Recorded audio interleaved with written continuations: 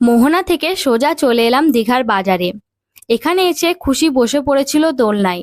দোলনা থেকে আর কিছুতেই নামবে না। আর আমি ওইদিকে কেনাকাটা কমপ্লিট করে নিলাম।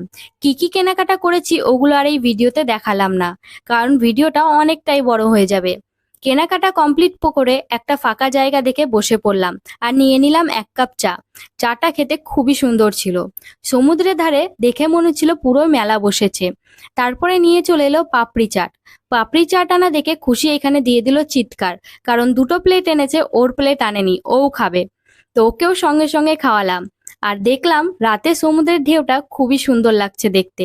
এখান থেকে যেতে ইচ্ছে করছিল না। আর আমাদের গ্রুপের সবাই করছিল কেনাকাটা।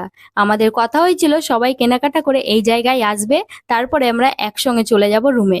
আর এইদিকে খুশি আর আমি করছিলাম খেলা, আর খুশির বাবু বসে বসে ঠান্ডা হাওয়া খাচ্ছিল। আর দেখো প্রচুর পরিমাণে কিন্তু ভিড়। তো তোমাদের ভিডিওগুলো কেমন লাগছে অবশ্যই কমেন্টে জানিও।